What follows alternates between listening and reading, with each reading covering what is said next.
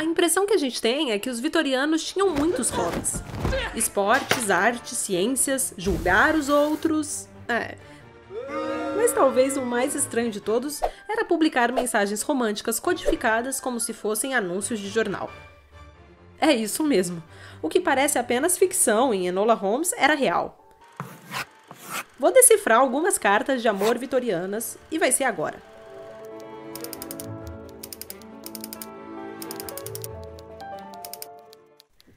Se tivesse que chutar uma época favorável a demonstrações públicas de afeto, dificilmente você chutaria a Inglaterra vitoriana, certo? E com razão.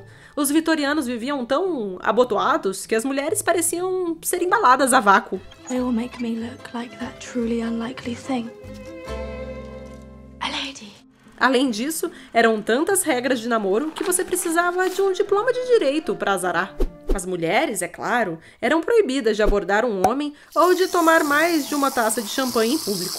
O contato em ambientes fechados, como carruagens, era supervisionado e, em geral, proibido sem um familiar presente. E tinha coisas mais estranhas, tipo, a mulher só podia presentear um homem com algo feito por ela. Isso não tá na minha lista de desejos. Hello.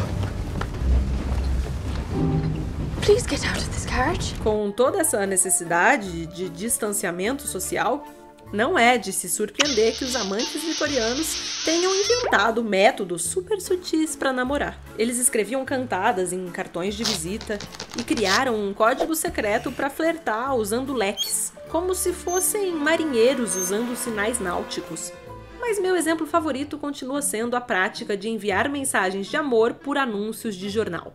Essa seção do jornal tinha um nome inesquecível, a Coluna da Agonia. Você pode pensar que ela ficava escondidinha lá no finzinho do jornal. Eu pensei e demorei um tempão para achar. Na verdade, ficava na primeira página do The Times, The Evening Standard, The Morning Post, de tão popular que era. Dizem que até a Rainha Vitória lia. E também, o fictício Sherlock Holmes acompanhava as Colunas da Agonia como se fossem reality shows, porque meio que eram. Acho que faziam sucesso por serem uma expressão de liberdade numa sociedade altamente reprimida. Elas escancaravam amor e desejo. Um dia um brinde se tornará realidade e quero que você venha com amor perfeito que elimina o medo. Tua única e sempre, Violetas. Tinha tristeza e rabugice também. O que eu lhe disse é a verdade, muito infeliz sem você. Escreva por inteiro da próxima. Sino. E tinha dramas pessoais intensos que se desenrolavam no jornal. Meu verdadeiro amor você conhece. E que prova terrível é esta separação. Saudamo-nos apenas como amigos em vez de expressarmos todo amor e devoção profundos do coração. É quase impossível. Oh, será que eles vão ficar juntos de novo? He'll be fine. Mas, como era a Inglaterra vitoriana, os amantes tinham que tomar medidas para garantir o anonimato. It's a necessary distraction. Isso significava mensagens curtas e enigmáticas, tipo, seja lá o que significar isso. Não é um endereço em Londres, eu conferi. Ou usar codinomes. Alguns deles são fofos. Vi uma troca de mensagens entre um pingo de gelo e um pug. E teve uma pessoa corajosa em 1891 que enviou bilhetes de amor para uma tal de bruxa. Mas quando essa precaução não era suficiente, os usuários da Coluna da Agonia se comunicavam em código. Ciphers. Coded messages that need to be deciphered. Só lembrando, isso não é um detalhe do filme, é real. Usando códigos básicos, porém muito eficazes, eles criptografavam suas mensagens de amor. Por isso você encontra essas sequências de palavras sem sentido no jornal. Sei que parecem indecifráveis à primeira vista, mas em geral as pistas para decifrá-las estão nelas mesmas. Dá um pause agora se quiser tentar. Tem uma dica enorme aqui. A palavra 1 é a chave para desvendar essa cifra. Ela indica que cada letra foi deslocada uma letra para cima no alfabeto, embora o Z esteja exercendo a dupla função de Y e A. Por que sentiram necessidade de criptografá-las? Mesmo sem uma pista óbvia, você consegue resolver vários desses enigmas analisando a frequência e o uso das letras. A língua inglesa usa certas letras com grande frequência, por exemplo, o E está em toda parte, é só olhar para a palavra everywhere. Então, se você vê uma letra repetida num código, é bem provável que ela seja um E, um T, um A, um I, etc. E mais, certas letras são usadas de maneiras específicas. Palavras de uma letra são I ou A. Uma apóstrofe indica a presença de um S, um T ou um L. A língua inglesa está cheia das mesmas palavras de 2 e 3 letras. It, be, the... Me too. Exatamente. Códigos simples, como a cifra de César, em que as letras são trocadas, e cifras de substituição simples, em que as letras são embaralhadas, não conseguem esconder os padrões da língua inglesa. Eles só trocam as letras, então vou lá. I know jiu-jitsu. It's a martial art.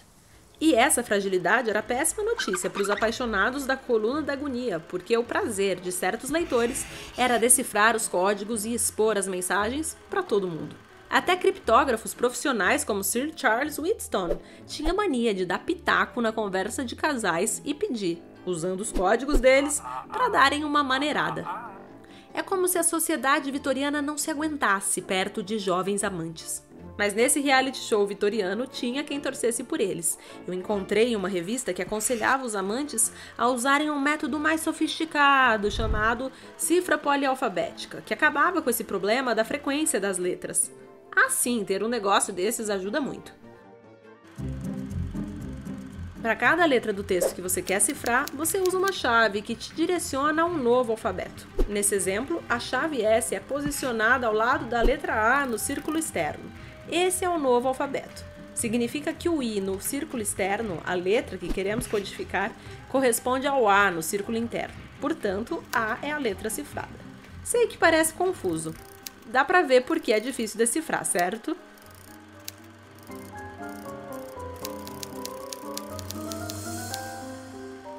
Tem algumas mensagens que não consegui decifrar. Talvez você consiga. Essa aqui pode ser uma cifra homofônica, ou seja, um código onde as letras usadas com frequência têm mais de um substituto numérico, o que ajuda a disfarçá-las.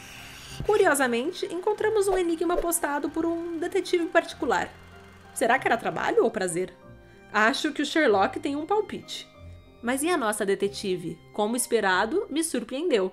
O código que ela cria para a mãe é uma cifra de transposição, uma mistura de palavras diferente do que fizemos até agora.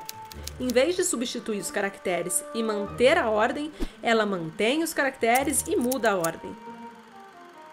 So I need to make it most devious. Sozinho é fácil de ser decifrado, mas pode ser combinado com outros códigos, como o livro de flores de Enola e sua mãe. Talvez a melhor parte desse estranho passatempo da Coluna da Agonia é que você não precisava ser um detetive nem um especialista para brincar. Você só precisava de um crush gigante, um cérebro e dinheiro para pagar o anúncio. Topa um desafio? Prometo que vai ser fácil. Aqui vai, meu povo. Que é bis bis fot, efu efu JWF. Tchau!